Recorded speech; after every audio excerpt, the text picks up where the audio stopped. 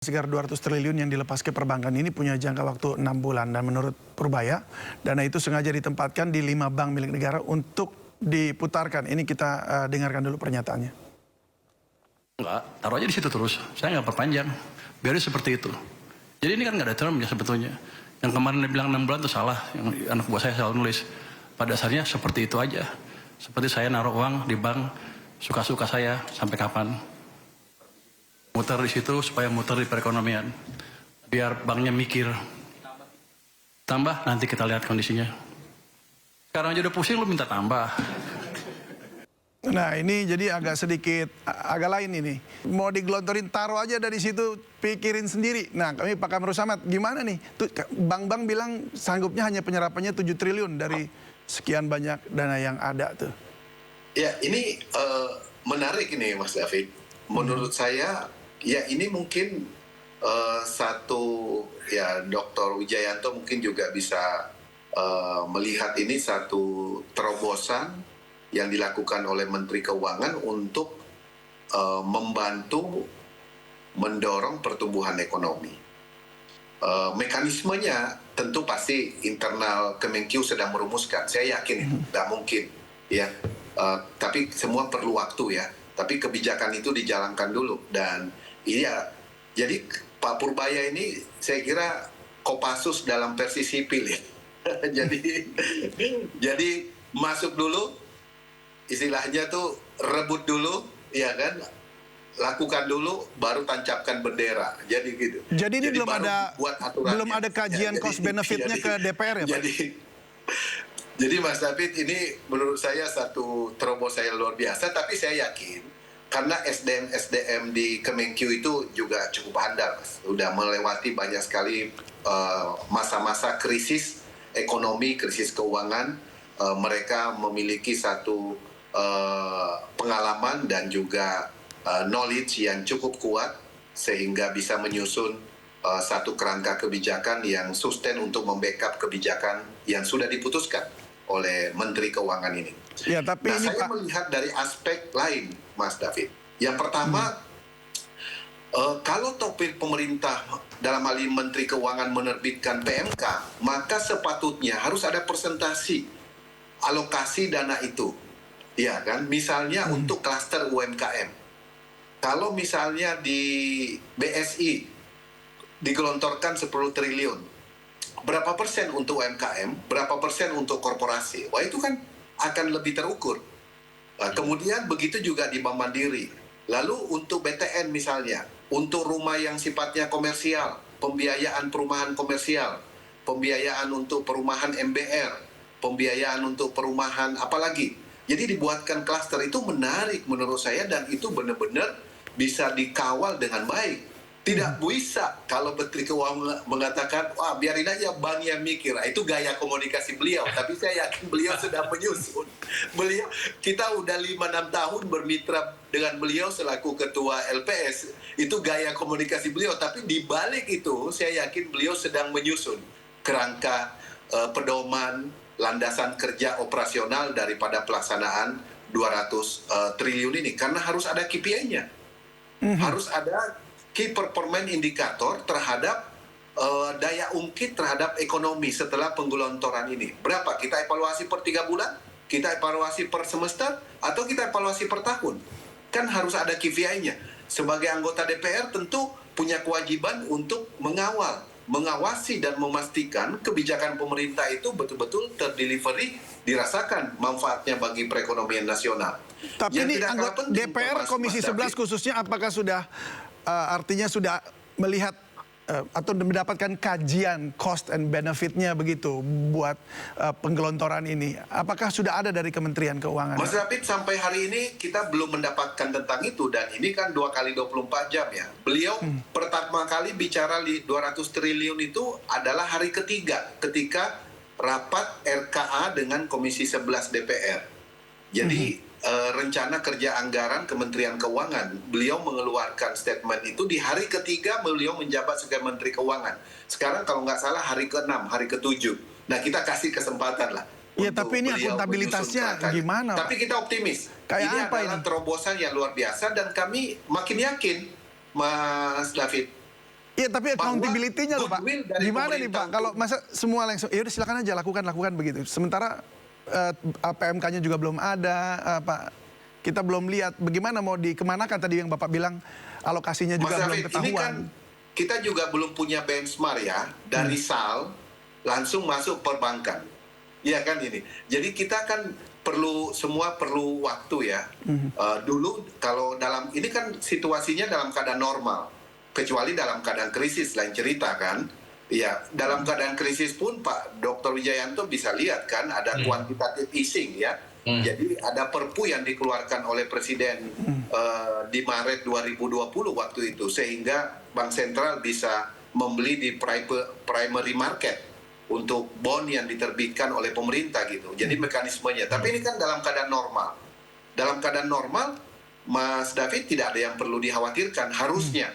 Toh industri perbankan yang ditempatkan penempatan dana itu juga evaluasi kita dalam keadaan sehat sejauh ini ya. Jadi tidak ada hal yang mengkhawatirkan terhadap himbara kita. Begitu Mas David. Baik, saya ke Pak Wijayanto lagi. 7 triliun mereka di perbankan ngasih 7 triliun mampunya. Nah sisanya itu harus bagaimana tuh? Nah, ini menurut Anda ini masuk akal nggak dengan dipaksakan seperti itu? Ya, sebelum ke sana ya, ini PR besarnya nanti juga di pemerintah. Karena SAL itu turun drastis dari 450 triliun, sekarang hanya tinggal 250 triliun. Padahal kita paham betul dana SAL di BI itu yang digunakan pemerintah untuk nalangi belanja APBN di awal-awal tahun, bulan 1, 2, 3, 4 ketika uang pajak belum masuk. Jadi selama ini kan menggunakan dana SAL itu. Ke depan ketika dana SAL itu diambil kemudian digelontorkan perbankan, pemerintah akan menggunakan dana apa? Maka anggota DPR seperti Bang KS ini harus memantau betul nih, karena pemerintah kita bisa jadi justru kekeringan likuiditas. Likuiditasnya pindah ke sektor perbankan. Nah, terkait digelontorkan 200 triliun, satu bank digelontor 55 triliun padahal hanya bisa melempar 7 triliun. Itulah makanya pentingnya pemantauan. Ini Bang KS punya PR besar ini untuk memantau. Kalau memang sebulan, 2 bulan tidak sesuai harapan, ya harus direvisi. Ada 2 catatan. Yang pertama dari sisi legalitas. Jangan sampai sesuatu yang digelontor cepat ini kemudian suatu saat menjadi kasus hukum. Kita masih ingat kan seperti BLBI. Ketika ini digelontorkan ke bank, kemudian bank dipaksa untuk mendisburse dalam bentuk kredit, kemudian jadi kredit macet. Nah, ini kan jadi masalah di kemudian hari. Kemudian yang kedua, dipantau dari sisi implementasi. Tadi saya sepakat sekali, Bang KS, harus ada KPI-nya. Dan setiap bulan saya rasa harus dipanggil Bang KS untuk dipantau uang yang digelontor itu sudah kemana.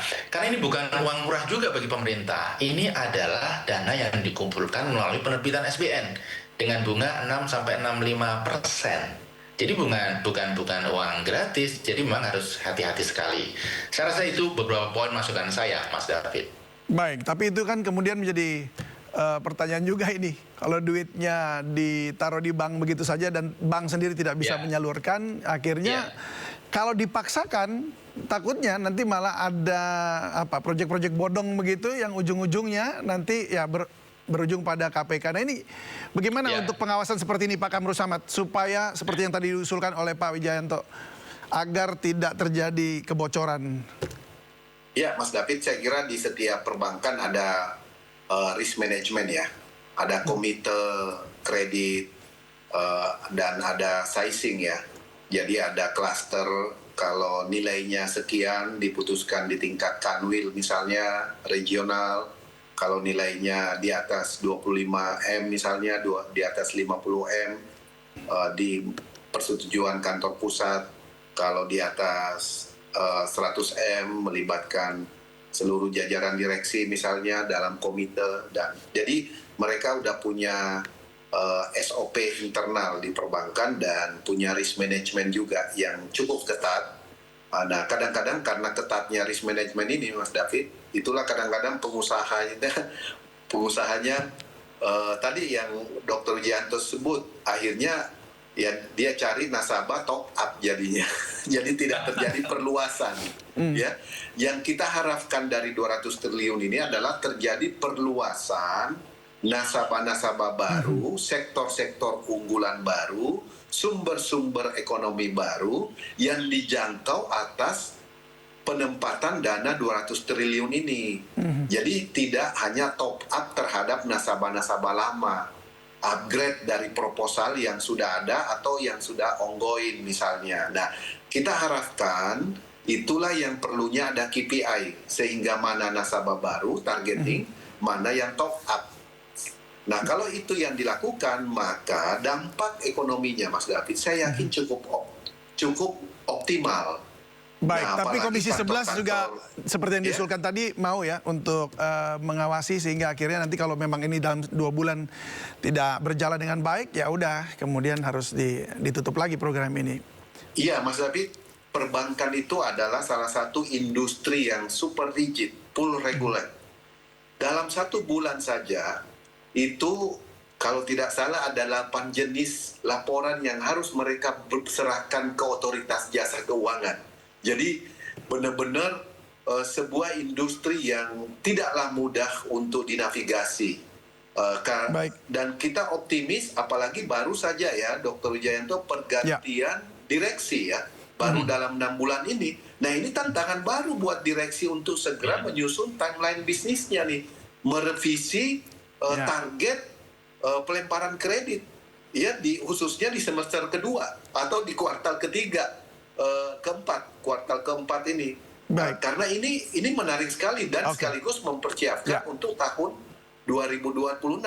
Ini menarik sekali karena ada tambahan likuiditas. Jadi saya optimis kalau internal manajemen Himbara itu sudah makin baik, cost of fund-nya juga terus kita dorong lebih efisien, lalu kemudian profesionalisme SDM-nya juga makin bagus.